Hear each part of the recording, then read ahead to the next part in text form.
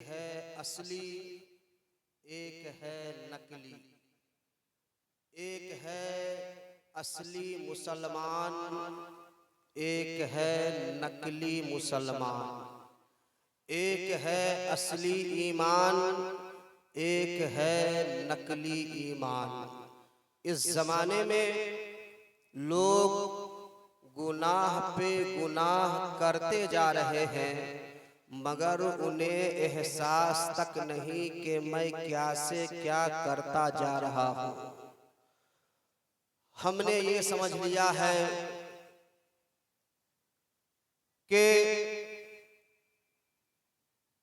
जिसने नबी का नाम ले लिया वो नबी से मोहब्बत करने वाला है।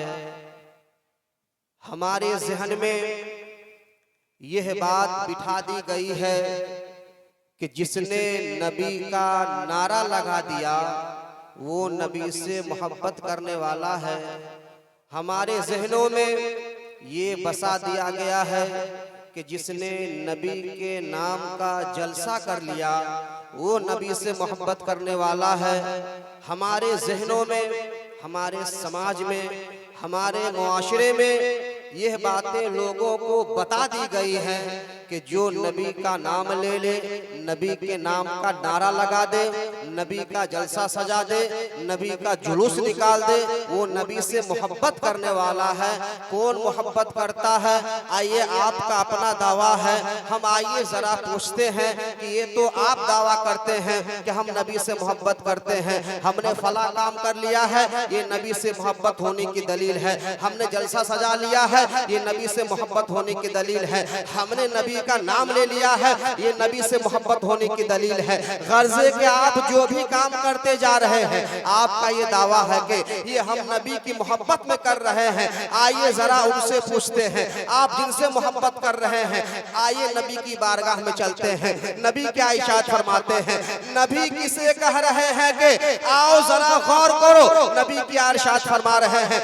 नबी इनके बारे में कह रहे हैं कि वो शख्स मुझसे मोहब्बत करने वाला है। आका इरशाद फरमाते हैं कि जिसने मेरी सुन्नत से मोहब्बत किया उसने मुझसे मोहब्बत किया, और जिसने मुझसे मोहब्बत किया वो मेरे साथ जन्नत में दाखिल हो जाएगा। भला बताओ मुसलमानों, नबी की सुन्नत क्या है? नबी की सुन्नत यह है कि हमारे चेहरे पे दाढ़ी हो और आप सुनते हैं कि नबी का नाम लेना, यह नबी की सुन्नत नहीं है। नबी का जलसा सजाना यह नबी की सुन्नत नहीं है। नबी का नारा लगाना यह नबी की सुन्नत नहीं है, बल्कि नबी की सुन्नत यह है कि जिसके चेहरे पे दाढ़ी है, जिसके चेहरे पे दाढ़ी है, वो नबी से मोहब्बत कर रहा है। और जो नबी से मोहब्बत करता है, नबी खुद फरमाते हैं वो हमारे साथ जन्नत। सुभान अल्लाह। इसलिए मुसलमानों, नबी से मोहब्बत कौन करता है अपने ज़हन में बिठाओ। आप दुनिया में देखते हैं किसी पुलिस की पेशानी पे, किसी पुलिस के माथे पे नहीं लिखा होता है कि ये पुलिस है।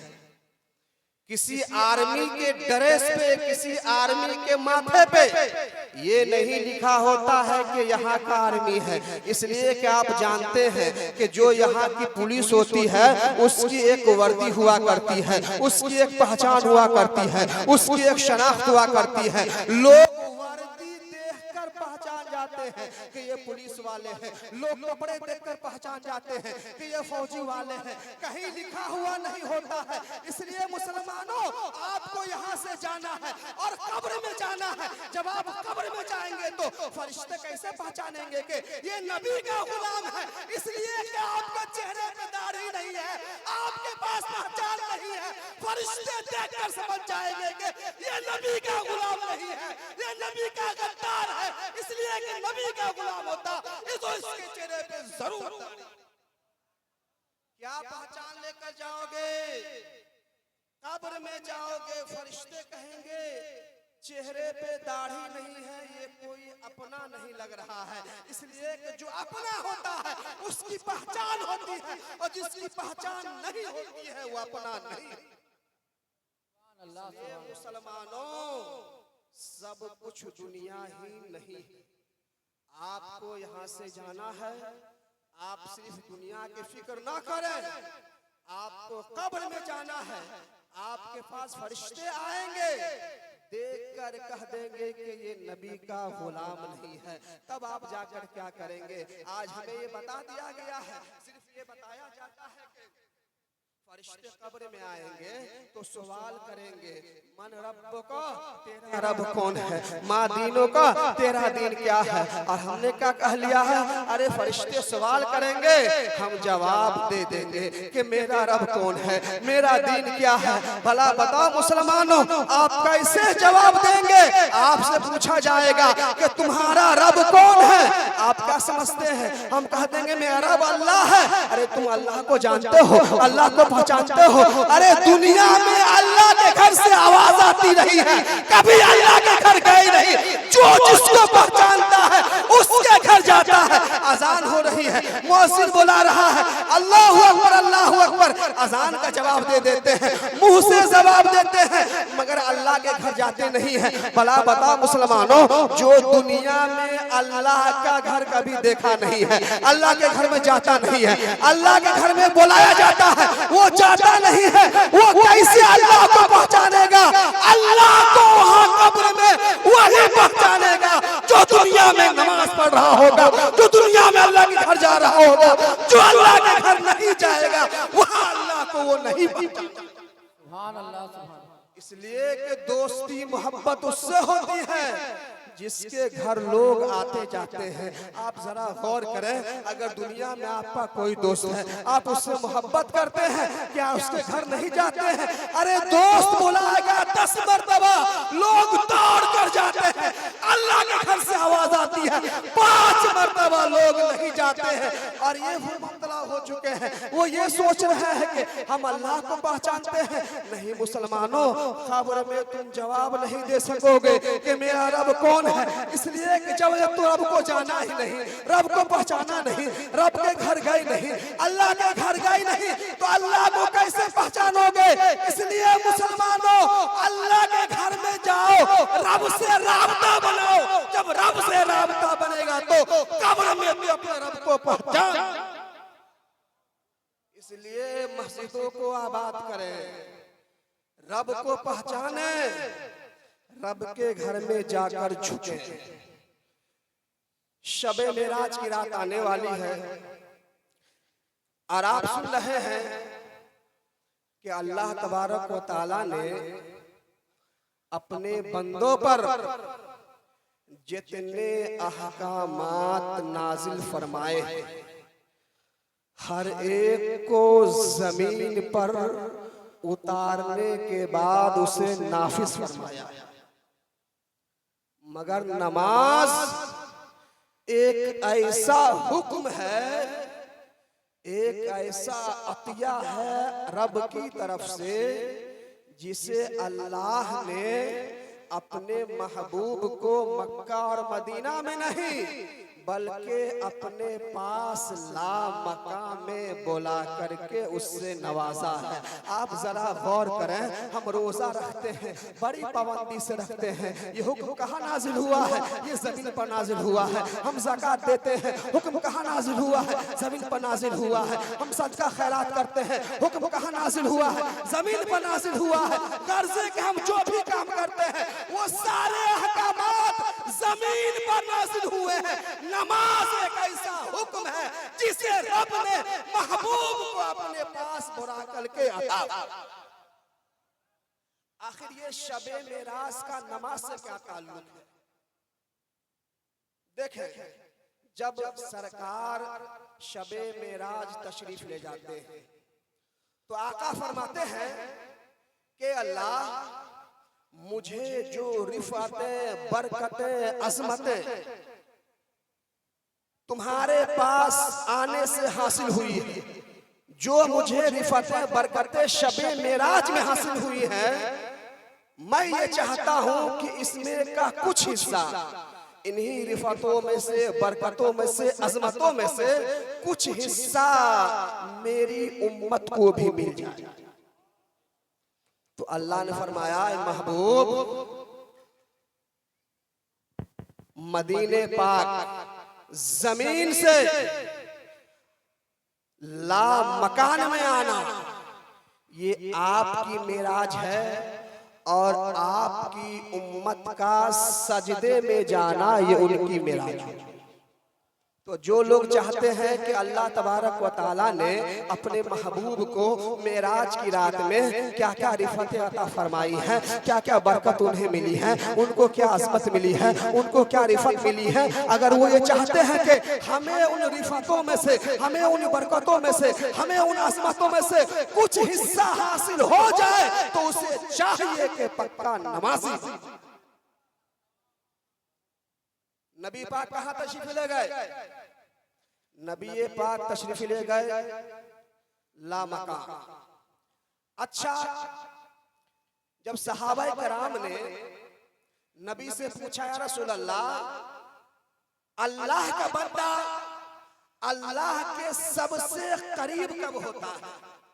हमें क्या बताया गया है कि नारा लगाते रहो, जुलूस मनाते रहो, जलसा करते रहो, अल्लाह तुमसे करीब हो जाएगा। लेकिन सहाबाए कराम इरशाद फरमाते हैं, या रसूल अल्लाह, अल्लाह अपने बंदों के सबसे ज्यादा करीब कब होता है? तो नबी पाक इरशाद फरमाते हैं कि जब अल्लाह का बंदा सजदे में होता है तो अल्लाह के सबसे ज्यादा करीब होता है। भला बताओ दोस्तों, जब अल्लाह का तसव्वुर करते हैं तो नीचे से नहीं आता है, दाएं से नहीं आता है, बाएं से नहीं आता है, अल्लाह का तसव्वुर आता है तो फौक से आता है, ऊपर से आता है। इसलिए कि उसका तसव्वुर ऊपर है, इसलिए कि इसके ऊपर क्या है? सातों आसमान है, आठों जन्नतें हैं, फिर अर्श आज़म है, उसके बाद ला मका है। इसलिए अल्लाह का तसव्वुर दाएं बाएं, आगे पीछे, नीचे से नहीं आता है, बल्कि अल्लाह का तसव्वुर ऊपर से आता है। नबी ने क्या फरमाया है कि जब बंदा सजदे में होता है तो अल्लाह के सबसे ज्यादा करीब होता है। ये बात हमारी अक्ल में नहीं आती है। अरे जब अल्लाह का तसव्वुर ऊपर है, अल्लाह का जलवा ऊपर है, आपको मैं समझाता हूँ कि आप खड़े होते हैं तो छत आपके ऊपर है, तो होना ये चाहिए था कि आदमी जब कयाम में होता है तो छत के ज्यादा करीब होता है, छत से का ज्यादा करीब होता है। जब आदमी रुकू में जाता है तो उससे दूर हो जाता है, जब आदमी सजदे में जाता है तो छत से और दूर हो जाता है। ये बात समझ में नहीं आती है कि जब अल्लाह का तसव्वुर ऊपर से आता है तो होना ये चाहिए था कि जब आदमी नमाज में कयाम करे तो अल्लाह के ज्यादा करीब हो, जब रुकू करे थोड़ी दूरी हो जाए, जब सजदा करे तो ज्यादा दूरी हो जाए। लेकिन नबी ने क्या फरमाया है कि जब बंदा सजदा करता है तो अल्लाह के ज्यादा करीब होता है। इसका मतलब क्या है? इसका मतलब यह है कि देखो नबी पाक इरशाद फरमा रहे हैं, नबी पाक इरशाद फरमा रहे हैं कि देखो जब बंदा नमाज पढ़ता है, जब कयाम करता है तो अल्लाह के करीब होता है, जब रुकू करता है तो अल्लाह के करीब होता है। लेकिन जब सजदे में जाता है अपने आप को गिरा देता है, अपने आप को झुका देता है, अपने सर को अपने पांव को करीब कर देता है। तो रब की रहमत इरशाद फरमाती है, आए बंदे अब तक तुम मेरे करीब थे, जब तुम कयाम में थे तो तुम मेरे करीब थे, जब तुम रुकू में थे तो मेरे करीब थे। आए मेरे बंदे, तूने अपने आप को झुका दिया है, तू उससे आगे झुक नहीं जाता है। आए मेरे बंदे, लो मैं अब तुम्हारे करीब। इसलिए कि जो झुकता है वो गिरता नहीं है, और जो अकड़ता है, जो खड़ा रहता है वो गिर जाता है। नबी पाक इरशाद फरमाते हैं कि भला बताओ, ये जो तेज आंधी आती है, तेज तूफान आता है, तेज हवाएं चलती है, तो आपने देखा होगा कल सुबह हो करके रोड जाम हो जाता है, ट्रैफिक जाम हो जाता है। लोग पूछते हैं आखिर वजह क्या है, ये गाड़ी क्यों लगी हुई है, ये ट्रैफिक क्यों जाम हो गया है। लोग कहते हैं रात में तेज आंधी आई थी, तेज हवा आई थी, बड़े बड़े दरख्त गिर गए हैं, इसलिए रोड जाम हो गया है, इसलिए रास्ता बंद हो गया है। भला बताओ मुसलमानों, मैं आपसे एक सवाल करता हूँ, क्या जो हवाएं तेज आती है, जो आंधी आती है, जो तूफान आता है वो क्या सिर्फ बड़े दरख्तों से गुजरता है, क्या छोटों से नहीं गुजरता है। लेकिन जब आंधी आती है, जब तूफान आता है, जब तेज हवाएं चलती है, तो जो बड़े दरख्त होते हैं, जिनके पास ज्यादा ताकत थी, जिनके पास ज्यादा कुव्वत थी, जो अकड़ कर खड़े हो गए थे, वो गिर जाते हैं। लेकिन हवाएं वहां से भी गुजरती है। जो छोटे दरख्त होते हैं, छोटी पत्तियां होती हैं, जिसे जानवर खाते हैं, हवाएं वहां से गुजरती है, लेकिन वो गिरता नहीं है। आखिर इसमें वजह क्या है? जिसके पास ताकत थी, जो अकड़ा हुआ था, वो गिर गया है। जिसके पास ताकत नहीं थी, वो छोटा था, वो गिरा नहीं है। इसकी वजह क्या है? इसकी वजह यह है कि नबी पाक इरशाद फरमाते हैं, छोटे दरख्तों ने एक छोटा सा काम किया है, इसलिए उखड़ा नहीं है, इसलिए बच गया है। वो काम किया है कि छोटे दरख्तों ने देखा है कि जब हवा पश्चिम से आती है तो पूरब झुक जाता है, जब हवा पूरब से आती है तो पश्चिम झुक जाता है, उत्तर से आती है तो दक्षिण झुक जाता है, दक्षिण से आती है तो उत्तर झुक जाता है। छोटे दरख्तों ने एक काम किया है कि झुक गया है, और जो झुकता है कभी गिरता। इसलिए मुसलमानों झुकना सीखो। वक्त ज्यादा है नहीं, इसलिए कुछ बातें मैंने चंद मिनटों में आपको बिल्कुल इख्तिसार के साथ आपके सामने पेश कर दिया। एक बात यह है कि देखो मुसलमानों, हम मुसलमान हैं। इस्लाम कैसे फैला है? इस्लाम फैला है हमारे अखलाक से, इस्लाम फैला है हमारे किरदार से, इस्लाम फैला है हमारे अमाल से। आज हम कितनों बोलते रह जाएंगे, स्टेज पर चिल्लाते रह जाएंगे, लेकिन इससे वो तबलीग नहीं हो सकती है जो तबलीग की हमारे अमल से हो सकती है। हमारा कौल कुछ और है, हमारा फिल कुछ और है, ये तबलीग नहीं है। इसलिए कि बुजुर्गों ने इरशाद फरमाया है, जब उनसे पूछा गया कि तबलीग किसे कहते हैं, दीन की तबलीग कैसे हो सकती है? आज हम लोग दीन की तबलीग कर रहे हैं, लेकिन कितना अमल हो रहा है, लोगों की कितनी इस्लाह हो रही है, इसलिए कि हमें तबलीग की तारीफ पता नहीं है। बुजुर्गों ने इरशाद फरमाया है कि तबलीग किसे कहते हैं, तो बुजुर्गों ने फरमाया है कि दीन पर अमल करना, इसे ही तबलीग कहते हैं। आज हमारा यह है कि दीन पे अमल नहीं कर रहे हैं, दीन के बारे में बयान कर रहे हैं, दीन के बारे में तकरीर कर रहे हैं, लेकिन हमारा अमल उससे खाली है। और जो इंसान अमल नहीं करता है वो कभी तबलीग नहीं कर सकता। आज वजह क्या है? पहले के जमाने में मुसलमानों के अमाल को देख करके, मुसलमानों के किरदार को देख करके, मुसलमानों के फेलों को देख करके गैर कौम आकर हाथे चुमा करती थी। आज हमारे वजह से लोग भागते हैं, हमें मार रहे हैं, हमें काट रहे हैं, हमें पीट रहे हैं। वजह क्या है? अरे वही पहले के मुसलमान थे जिन्हें गैर आकर कदमों में गिरा करते थे। आज के मुसलमान हैं जिन्हें गैर काट रहे हैं, गैर पीट रहे हैं। आप देखते नहीं है कि वही शख्स है जो ख्वाजा के दरबार में चादर भेज रहा है, और वही शख्स है जो हमसे चादर छीन रहा है। शख्स एक ही है जो मुसलमानों का चादर छीन रहा है और ख्वाजा को चादर भेज रहा है। वजह यह है कि ख्वाजा के आमाल ही ऐसे थे और हमारे आमाल ही ऐसे हैं। अगर हमारे आमाल ख्वाजा की तरह हो जाएंगे तो वही शख्स जो हमसे चादर छीन रहा है, वही शख्स हमारे सर पे चादर डाल।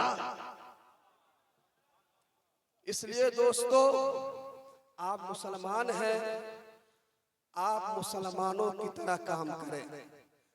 आज शादी ब्याहों में हम डीजे बजाते हैं और ये समझते हैं कि जब तक डीजे 9 बजे शादी होगी नहीं।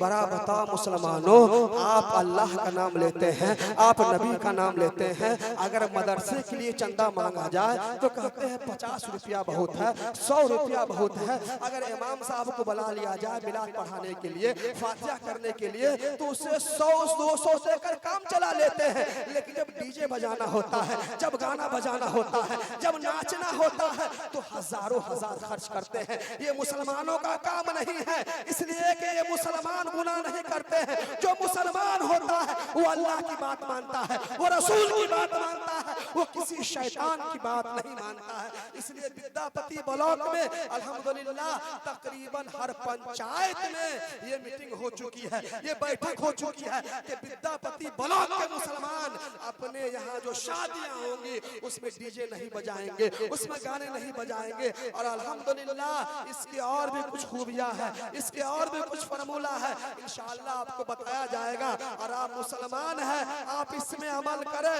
इसलिए कि मेरा दावा है कि मुसलमानों, आज जो तुम सताए जा रहे हो, आज जो तुम बरसाए जा रहे हो, आज जो तुम पीटे जा रहे हो, आज जो तुम लात मारे जा रहे हो, वजह यह है कि तुम्हारा काम मुसलमान की तरह नहीं है। अपने काम को मुसलमान की तरह कर लो, गैर कौम भी तुम्हारे हाथ आकर चूमेगी, तुम्हारे पांव पे आकर गिरेंगे। यही तबलीग है। आप दीन पर अमल करते रहे, तबलीग होती रहेगी। तकरीर बहुत हुआ करती है, नाथानी बहुत हुआ करती है, मगर कितना अमल होता है? इसलिए अमल नहीं होता है कि हम दीन पर अमल नहीं करते हैं। ये हमारे मौलाना शाह साहब क़िबला है, आप ये जानते हैं। आप ये ना देखें कि कौन कितना बड़ा है, कौन कितना पढ़ा लिखा है। इसलिए कि अल्लाह तबारक व तआला जिसको महबूब रखता है, जिसको अपने करीब रखता है, उसे दीन का सच्चा खादिम बना देता है। आज आप देख रहे हैं, ये विद्या ब्लॉकों की बात नहीं है, बल्कि पूरे जिला समस्तीपुर की बात है। मौलाना शाह साहब के जहन में, इनके दिल में एक दर्द है कि हमारी कौम कहाँ भटक रही है, हमारी कौम कहाँ जा रही है। इन्हें ये एहसास हो रहा है और अल्हम्दुलिल्लाह इनकी कोशिश से, इनकी एक पूरी टीम है, ये लग रही है कि हमारे मुसलमान सच्चे मुसलमान बन जाए, पक्के मुसलमान बन जाए। अल्लाह तबारक व तआला से दुआ है कि अल्लाह तबारक व तआला हम तमाम मुसलमानों को दीन इस्लाम, मजहब इस्लाम पर अमल करने की तौफीक अता फरमाए। व मा अलैना इल्लल बलाग। अस्सलामु अलैकुम।